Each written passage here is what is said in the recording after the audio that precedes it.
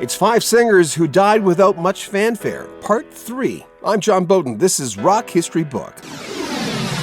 Now, this new list, keep in mind, was picked by you from all the response we received from Parts 1 and 2 of this series. Benjamin Orr.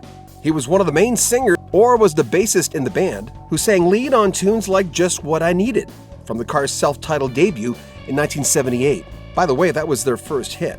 Then, off their sophomore album, Candio, there was Let's Go, and It's All I Can Do. He was also the lead singer of their biggest hit, Drive, which peaked at number 3 on the Billboard charts. In 1986, Orr had a solo hit with Stay the Night from his debut album, The Lace. In April 2000, Orr was diagnosed with pancreatic cancer and hospitalized.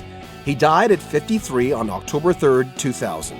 He was posthumously inducted into the Rock and Roll Hall of Fame as a member of the Cars in 2018. Kevin DuBrow. He was the lead singer of Quiet Riot during their heyday, being in the band off and on from 1975 until 2007, and he sang the big ones. On November 24, 2007, Kevin DuBrow was found dead at his home in Las Vegas. He had long battles with addiction, and in the end, that's what took him out. He was only 52. Singer Glenn Hughes had said that DuBrow told him he wanted to make changes in his life. Now here's former Quiet Riot drummer Frankie Banali, a few months before he died on August 20th, 2020, talking about DuBrow. The first time that Kevin specifically came to see me play with the notion to ask me to work together with him was January 31st of 1980, and he came to this club I was playing at. And afterwards, we bellied up to the bar, and, we started talking about music. And he goes, do you like Spooky Tooth? And I said, are you kidding? I love Spooky Tooth. And he goes, there's this song. And I immediately said to him, the Beatles version of I Am a Walrus. He goes, yes, and he said, that's a song that someday you and I have to record. And this is 1980. And fast forward to 2006 when we recorded the Rehab album, the last album that Kevin was on, we recorded Evil Woman. I mean, it came full circle. Laura Nyro. She's mostly known for the songs she wrote rather than her actual solo records, but they were really great. For instance, Eli and the 13th Confession, her second album from 1968. Now here's a little proof. The 1997 compilation album, Stone Soul Picnic, the best of Laura Nyro, included 6 songs from that 1968 project. And here's what made it so special. Sweet Blindness, for instance, it would be recorded by the Fifth Dimension and reached number 13 on the Billboard charts. And then there's Eli's Coming, which Three Dog Night took to number 10 on the charts. And then another Fifth Dimension song that peaked at number 3, Stoned Soul Picnic. The band recorded several of her tunes, and she was covered by Blood, Sweat and Tears, Peter, Paul and Mary, Barbra Streisand, and many more. She died of ovarian cancer in Danbury, Connecticut on April 8, 1997. She was 49. Here's music executive Joel Diamond talking about Laura. She's eccentric. Oh, there's no question about it. She's very eccentric. I mean, I went to her apartment a couple times in New York City, and it was all black. I mean, everything was painted black and dark, and she always wore black clothes. Yeah, she was kind of out there. But maybe that's what made her the creative genius. Nyro was posthumously inducted into the Songwriters Hall of Fame in 2010 and into the Rock and Roll Hall of Fame in 2012.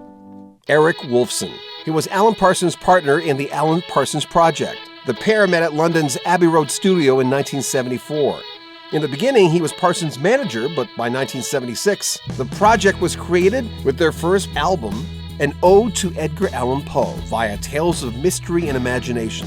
Even though Wolfson co-wrote on all the songs on the albums, played keys and sang background vocals, he wouldn't sing lead vocals on an Alan Parsons Project album until their 5th LP, The Turn of a Friendly Card in 1980. And the tune was Time, which at that point was the band's biggest hit, peaking at number 15 in the US. So Wolfson certainly found his lane. On the next album, he sang the band's biggest hit ever, the title tune to Eye in the Sky, which peaked at number 3. Wolfson died of kidney cancer in London, December 2, 2009. He was buried just outside Glasgow, where he was born. He was 64. Sandy Denny. She was first known as the lead singer of Fairport Convention from 1968 and 69, and then again from 74 to 75. For the most part, she was a solo artist between 1971 and 77. But there is one side project that got her heard by millions and millions of fans. Most real rockers know she played on this song. Unfortunately, fair weather music fans may not. Sandy Denny sang haunting vocals on Led Zeppelin's fourth album from 1971. The tune, The Battle of Evermore, as a duet with Robert Plant, singing Oh Dance in the Dark of Night, Sing to the Morning Light. It would be the only Led Zeppelin song where Plant shared the vocals. Singer Linda Thompson once said Denny really started going downhill in 1976 and demonstrated increasing levels of both manic and depressive behavior. She also abused drugs and alcohol while pregnant with her daughter, and she had a history of throwing herself off bar stools and down flights of stairs in order to get reaction. It was plain self-harm. In 1978, while visiting her parents with her daughter, she fell downstairs and hit her head on concrete. After more falls and erratic behavior, her husband took their daughter to his native Australia. Denny fell into coma sometime in April of 1978 and was pronounced dead on the 21st of April of that year. She was only 31. Do you have any picks for part 4? Let us know in the description of this video. There are a lot of great singers who don't make the 6 o'clock news when they pass away. And one of the biggest comments we get in this series, I didn't know he or she died. Make sure you comment on our videos, subscribe to our channel, and share our videos, and buy a t-shirt. Help support our channel. I'm John Beaudin. This is Rock History Book. Take care of yourself.